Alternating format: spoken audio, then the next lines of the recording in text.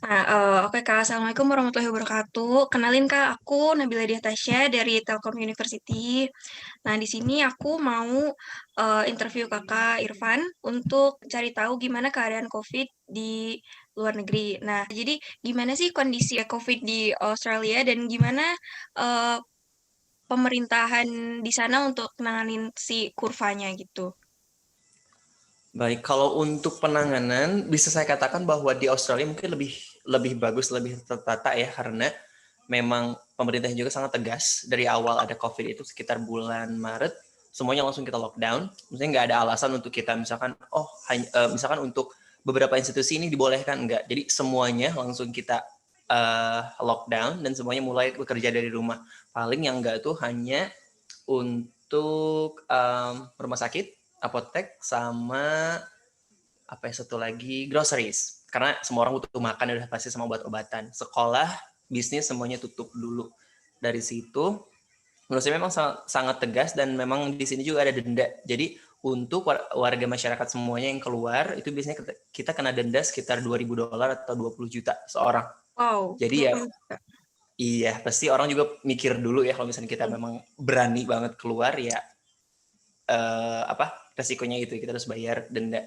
Memang di sini tuh untuk semua masyarakat juga kalau misalnya mau keluar rumah wajib menggunakan masker dan membawa hand sanitizer. Kalau yang enggak ada itu berarti sudah pasti kena denda. Terus memang di sini juga warganya sangat kooperatif ya, nggak ada yang ngeluh, nggak ada yang bandel, jadi semuanya bisa handle dengan baik dan memang menurut saya jika dibandingkan dengan Indonesia penanganan COVID-nya lebih cepat sekitar berapa bulan ya kemarin ya 2 bulanan lah 2 bulanan. Tetapi setelah 2 bulan itu memang ada easy restriction ya, jadi ada pelonggaran.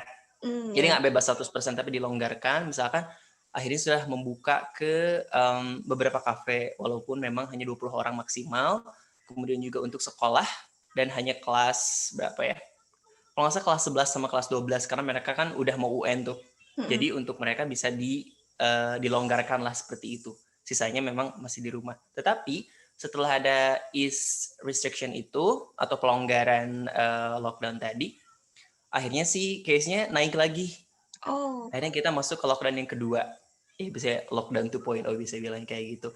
Dan tapi alhamdulillah sih dari situ memang kita berkaca ke pengalaman kita sebelumnya. mm-mm. Akhirnya sama kita menerapkan apa strategi yang awal, pemerintah harus tegas, terus juga masyarakatnya harus kooperatif. Akhirnya kita lockdownnya itu sekitar 3 bulan kalau yang ini ya, karena memang naiknya agak lumayan parah.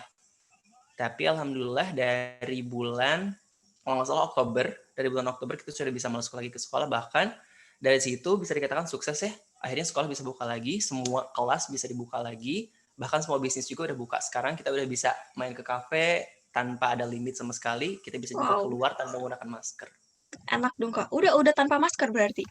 Iya, saya juga udah ngajar 3 bulan sih di sini dan ya Oh, maksudnya 3 bulan tanpa menggunakan masker gitu dan nggak harus berarti bayar. kalau pas sekarang udah tanpa masker masih ada jam malam kah atau apa gitu nggak Kak di sana? Jam malam sih udah nggak ada ya. Pas Hmm. dari pertengahan Oktober kemarin tuh sebenarnya memang jam malam tuh sam bentar, jam berapa ya awalnya tuh dari jam 8. Dari jam 8. Jadi jam 8 malam itu kita harus udah ada di rumah. Tapi Oh, setelah itu, setelah dari Oktober itu kita udah bebas. Mau sampai kapanpun kita udah bebas. wah, asik dong ya Kak. Semoga di Indonesia juga kayak gitu. Soalnya di sini kayaknya udah nggak ada gitu Kak. Meskipun ada restriction gitu, kayaknya orang-orang udah acuh gitu karena kalau di sini case-nya banyak orang-orang yang kayak masih nggak percaya COVID padahal udah ada gitu bukti aslinya gitu kayak mungkin kayaknya culture-nya juga beda kayak gitu. Sebenarnya karena nggak bisa kooperatif sih ya antara Iya masyarakat betul. sama pemerintahnya tadi. Iya. Nah, terus ada pertanyaan kedua nih, gimana sih, treatment ketika ketika pertama tahu waktu Maret itu ada pandemi, gimana, tindakan kedubes Indonesia di sana bagi untuk para WNI yang tinggal di sana? Apakah ada, suruh pulang kah? Atau misalnya ngasih sesuatu gitu, Kak? Kalau di sini memang kedubes kita juga KJRI Melbourne sangat Mhm. kooperatif ya, apalagi ketika menangani beberapa ada juga kemarin tuh pasien dari Indonesia juga satu orang dari Indonesia Mhm. yang terkena COVID. Tapi di sini sangat disupport, nggak disuruh pulang sih, justru kita dikasih bantuan. Kalau misalnya ada Oh. mahasiswa Indonesia yang kekurangan uang atau kayak gimana, biasanya langsung disupport dari KJRI Melbourne. Bahkan pemerintah Australia-nya pun memberikan insentif sekitar berapa ya kemarin tuh, sekitar 10 juta untuk bantuan mahasiswa atau misalkan warga yang ada di sini. Itu untuk warga di sini maupun warga yang yang dari luar gitu. Jadi Wow. memang sangat suportif sekali sih kalau di sini ya, untungnya. Iya, Kak. Ini enak banget ya, Kak. Bagus. Iya, nggak ada Mmm, alasan untuk stres sih. iya. Berarti di sana juga ngurusin nggak cuman physical health-nya, tapi mental health-nya juga mungkin Betul. diurusin gitu ya, Kak? Biar nggak stres dan imunnya naik gitu. Nah, terus, berarti, di sana dampak ekonominya terasa besar atau gimana, Kak? Sebenarnya kemarin ada yang bilang sih bahwa Australia itu masuk resesi gara-gara corona, tapi enggak sih ya, karena resesinya itu bukan karena corona sih, sebenarnya karena perang dagang antara Australia dengan ya beberapa negara di luar itu ya. Untuk ekonomi di Australia sih alhamdulillah mana-mana aja sampai sekarang. Mungkin masalahnya di sini itu adalah beberapa, ya itu sih, masyarakat yang terkena mental health tadi ya. Bahkan Iya. ada juga sih beberapa cases yang bunuh diri seperti itu. Oh, Artinya kalau misalnya di Indonesia kan, kalau misalnya kita di PHK misalnya, udah mhm, nggak ada tunjangan dari pemerintah kan. iya. Jadi ya udah, kalau kamu di PHK tanpa tunjangan misalkan, ya udah kamu mau hidup kayak gimana. Nah kalau di sini enggak. Oh, Ada sih memang benar-benar kayak satu bisnis yang memang harus memberhentikan beberapa pekerjaannya. Tapi si pekerja itu disupport lagi dari pemerintah. Bisnisnya dikasih dikasih bantuan insentif ya. gitu ya, Ya, Kak? dikasih bantuannya bahkan per 2 minggu sekali. Jadi nggak Oh, ada alasan sih kalau misalnya kita kekurangan uang atau misalnya kekurangan bahan makanan, karena pasti semuanya dikontrol, semuanya diatur dari pemerintah. itu tuh berarti sampai nanti pandemi selesai ya, Kak, ya? Sampai pandemi selesai sih, tapi nggak lama juga sih, karena kan di sini 2 bulan 3 bulan udah beres, jadi Mmm. ya udah aman-aman aja sih. Kalau misalnya kayak swab test atau PCR test di sana itu di-cover pemerintah atau kita bayar sendiri, Kak? Kan kalau di sini, bayar sendiri ya, nggak di-cover pemerintah, hanya di-cover asuransi, itu pun sebagian, ada syaratnya banyak. Kalau di sana gimana, Kak? Iya, itu juga sih masalahnya, kalau di Indonesia kan apa-apa harusnya juga nggak mau mendiskreditkan negara sendiri ya, karena memang Iya, semuanya itu jadi bisnis gitu. Semuanya jadi peluang jadi bisnis gitu komoditi buat ya, Kak? ngasilin Iya, uang kayak gitu. Even kayak misalkan dendanya pun kan nggak mhm, main-main kan. Kayak misalkan betul, lumayan lah, sekali nggak pakai masker dapat 100.000, dan kita juga nggak tahu kan kemana kayak gitu. iya, Tapi kalau di sini buat swab test memang karena awalnya tuh kita pengen menekan angkanya tadi kan ya, supaya mhm. nggak naik terus. Akhirnya si pemerintah itu biasanya memasang beberapa titik, misalkan di tempat-tempat yang ramai sih. Misalkan kalau misalkan di Indonesia itu kayak, kalau di Bandung misalnya, misalnya di Cimahi, di mana lagi ya, ya di beberapa mall kayak gitu yang biasanya ramai orang gitu ke sana kemari. Nah, biasanya di pemerintah sini juga kayak gitu, nyiapin misalkan satu mobil yang di situ ada petugas kesehatannya juga. Jadi langsung kalau misalnya ada warga yang lewat mau tes, bisa langsung aja ke situ, dan memang gratis. Oh, gratis ya, Kak? Iya, Wow, paling catatannya ini aja sih untuk masyarakat yang mau keluar. Misalkan mhm. saya mau pulang ke Indonesia gitu. Memang itu harus pakai general practitioner atau istilahnya dokter umum. Memang harus ke dokter umum, tapi menurut saya biayanya juga masih terjangkau sih. Kalau di sini tuh biasanya sekali tes itu sekitar $35, Mmm, 350.000. Di sini tuh mas itu yang murah lah ya.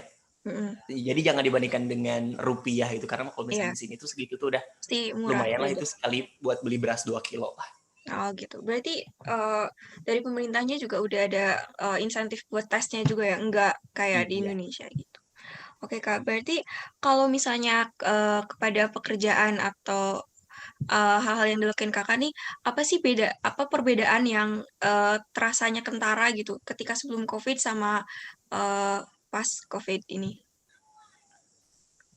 Dari pengalaman saya sih, ya sudah pasti karena saya sebagai guru, jadi Iya, memang harus beradaptasi dengan hal baru ya memang, tapi kita harus siap dengan itu. Yang awalnya kita ngajar di kelas, ketemu murid, misalnya kalau ngejelasin kayak gini, kita mhm, nyamperin ke muridnya langsung, kalau misalnya mana yang susah, mana yang perlu dibantu kayak gitu. Kalau di sini kan agak susah ya, iya, karena semuanya harus online dan on screen kayak gitu. Jadi kita nggak tahu apakah murid ini tuh sudah mengikuti instruksi dengan benar, apakah dia itu sudah mengerti materinya dengan dalam dan seperti apa. Dari situ sih paling triknya adalah memang kita harus beradaptasi dengan teknologi tadi sih, membuat bagaimana pembelajaran menjadi lebih menarik agar si siswanya tadi tetap engage dengan materi yang kita sampaikan.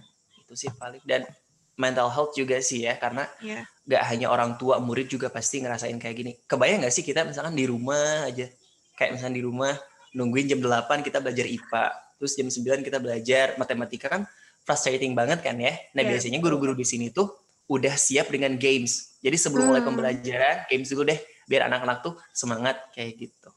Jadi Jadi bagus sih kayak semuanya tuh tertata kayak gitu. jadi ada sistem, benar Betul. sistem yang udah advance gitu ya, Kak. Satu pertanyaan terakhir, Kak, mmm, kan kalau pandemi ini kayak ngubah behavior kita kan dari tadinya kita, keluar gak pakai masker sampai sekarang kayaknya pakai masker aja kayak gak pakai baju gitu, kayak, panik Iya, gitu. benar. Nah, kalau, di sana ada nggak sih kayak behavior orang-orang masyarakat yang kelihatannya berubah signifikan? Kayak misalnya kalau, dulunya suka ngumpul-ngumpul nih di, park atau di mana, sekarang apakah masih karena tadi, restriction-nya udah dikurangin masih seperti itu, apa orang-orang jadi lebih, apa ya, lebih waspada atau gimana, Kak? Sebenarnya gimana ya, ada plus minusnya juga sih ya kalau menurut saya. Dari mana dulu ya? Plusnya, minusnya dulu. Minusnya dulu deh, Plusnya mungkin, atau ya plus? plusnya orang-orang bisa lebih aware sih. Jadi Mmm, uh, normalnya pun kalau misalnya kita sentuhan tangan, kita nggak tahu ya misalkan orang itu iya, um, iya habis kontak sama apa kayak gitu.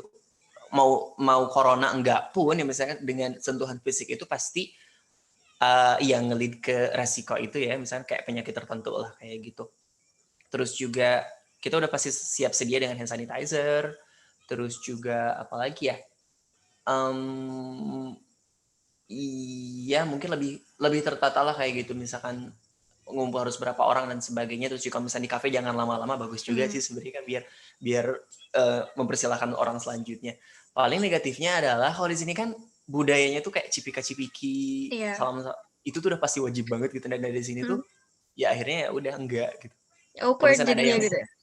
jadi awkward kan, misalnya kalau ketemu orang biasanya cipika-cipiki gitu kayak gimana. Ya mungkin di sini tuh masuknya tuh ke ramah tamah ya.